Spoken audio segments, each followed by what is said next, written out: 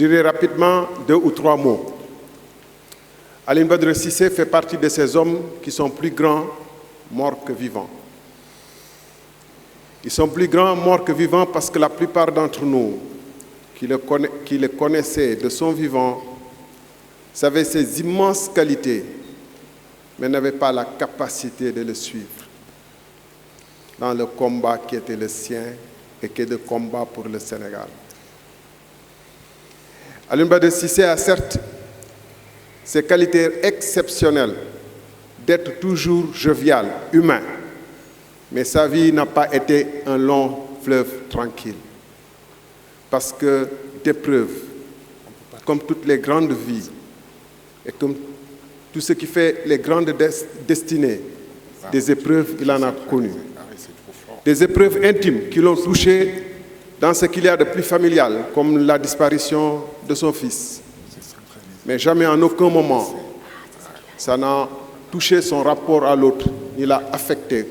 Quand on sait combien la disparition d'un être cher peut toucher les plus grands d'entre nous, comme Victor Hugo a eu à pleurer Léopoldine, comme le prophète lui-même a été être affecté par la disparition de son fils Ibrahim, Alioune Badara était touché, mais il n'a jamais coulé. Il était touché par des avanies encore plus graves, la calomnie au quotidien.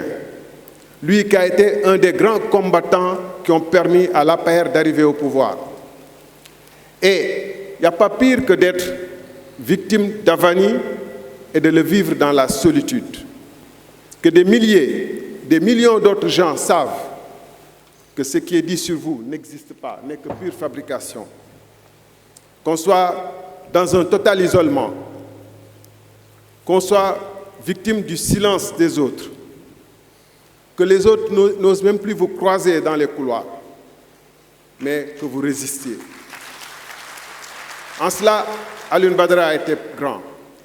Mais là où sa grandeur dépasse l'ordinaire et témoigne de son éthique, c'est que jamais, alors qu'il lui suffit de faire un geste, jamais Alioune Badara Cissé n'a plié le genou. Lui qui, en fidèle mouride, pliait toujours le genou pour saluer ses fidèles mourides. Il n'a jamais plié le genou devant l'homme qui attendait qu'il s'abaisse devant lui pour pouvoir ramasser les autres. Et pourtant, combien de ceux qui étaient de l'autre côté, au moment le plus grave, aux heures les plus sombres de la dite traversée, qu'on peint aujourd'hui de manière comme une saga extraordinaire, et certes ça l'était. Combien de ceux-là qui s'opposaient ou qui étaient les détracteurs de l'APR et de Macky Sall, pour ne pas le nommer, se sont empressés d'aller être aux premières loges. Il lui suffit à Alioune Badara Cissé d'avoir cette flexibilité, d'avoir ce défaut, parce qu'il avait, oui, il avait un défaut en fait. Il n'était pas capable d'avoir l'échine flexible que devant Dieu et devant peut-être ses marabouts. Il n'était pas capable de se couvrir pour un homme ou pour des hommes. Ça, c'est ça son défaut. Et c'est là où sa vie, effectivement, rejoint une éthique qui correspond à ce qu'il a puisé au meilleur des sources saint-louisiennes, mais au meilleur des racines sénégalaises, au meilleur de notre société. Et nous devons nous interroger, nous qui sommes là aujourd'hui, nous qui visons à perpétuer sa vie, sommes-nous capables de faire comme lui? Dans quelle mesure notre société collectivement n'est pas atteinte aussi de ce masla sénégalais? On a nos vertus, Soutoura, etc.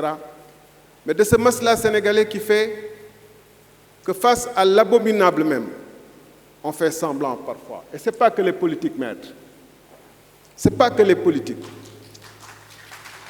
Et je prouve même que des politiques comme Maître Alioune Badara Cissé ont montré par leur exemple être dans la cour, être sous les lambris dorés, pouvoir crouler sous les ors, pouvoir puiser aux sources, pouvoir jouir du pouvoir et y renoncer par principe. Un tel politique a montré qu'on peut faire de la politique avec grandeur.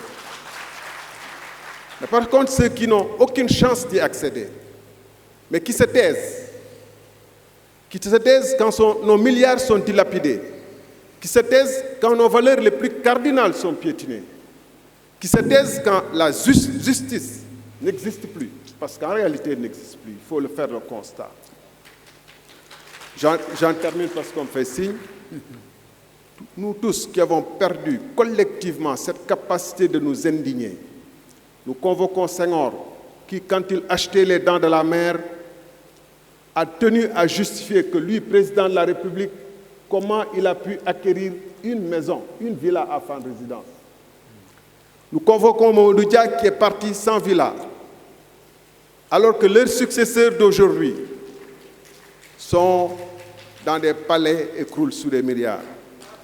Notre incapacité de nous indigner doit cesser si nous voulons effectivement rendre un hommage juste et véridique à Maître Alioune Badara Cissé.